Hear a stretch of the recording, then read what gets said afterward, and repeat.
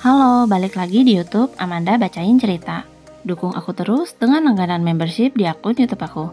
Caranya gampang, tinggal masuk ke akun YouTube aku dan klik join. Di sana ada pilihan paketnya dengan berbagai benefit yang bisa kamu dapetin. Yuk join di membership aku.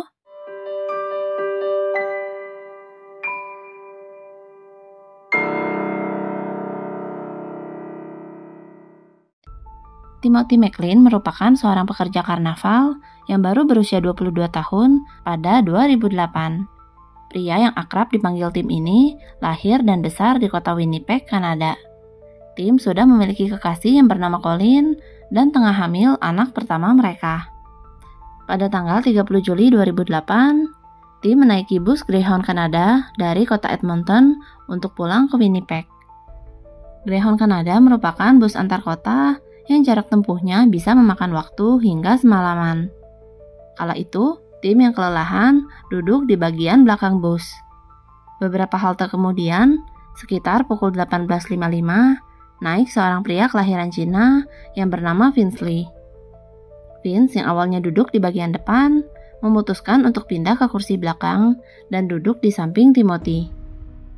Tak lama kemudian, Tim tertidur dengan headphone yang masih menempel di kupingnya. Di tengah perjalanan, para penumpang dikejutkan dengan suara jeritan Timothy dari kursi belakang. Ketika para penumpang berbalik dan melihat ke arah Timothy, semuanya menjadi panik dan menjerit histeris. Sebab pada saat itu, Tim tengah berjuang melawan Vince yang sedang menyerangnya menggunakan pisau secara brutal.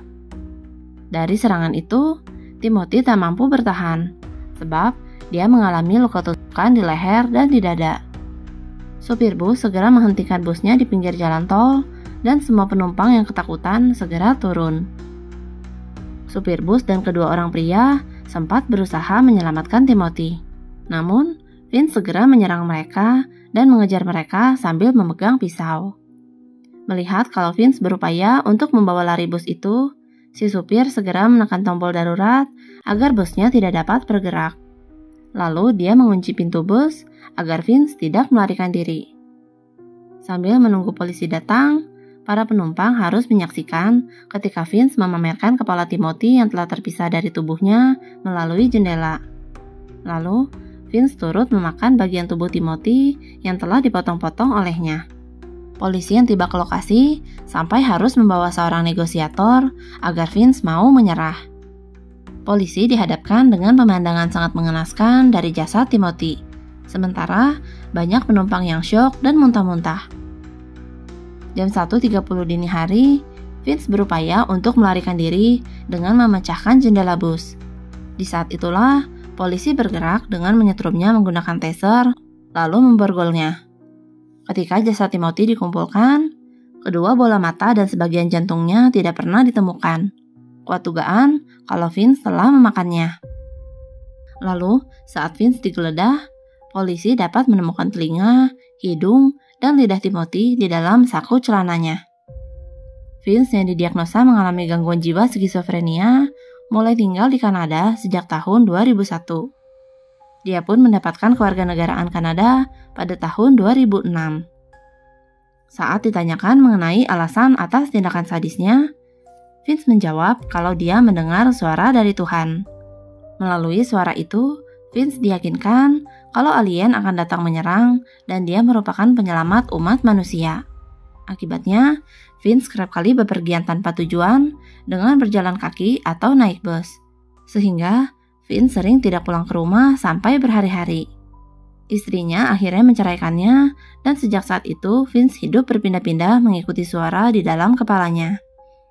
Sampai tibalah dia di dalam bus Greyhound dan menjadi yakin kalau Timothy merupakan alien yang harus dimusnahkan. Vince juga yakin kalau Timothy tidak dapat hidup kembali jika dia memisah-misahkan tubuhnya. Vince yang menjalani sidang pada tanggal 3 Maret 2009 diputuskan tidak bertanggung jawab secara pidana. Dia hanya diharuskan untuk ditahan di rumah sakit kesehatan mental. Meskipun baru menjalani penahanan selama 7 tahun, Vince berhasil mendapatkan kebebasannya pada bulan Februari 2016. Sebab, Vince dianggap sudah sehat secara mental dan merasa bersalah atas tindakannya.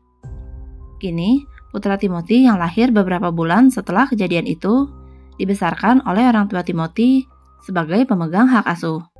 Sedangkan salah satu anggota polisi yang datang ke TKP mengalami PTSD dan melakukan bunuh diri beberapa tahun setelah kejadian itu. Subscribe akun YouTube aku untuk dengerin cerita lainnya.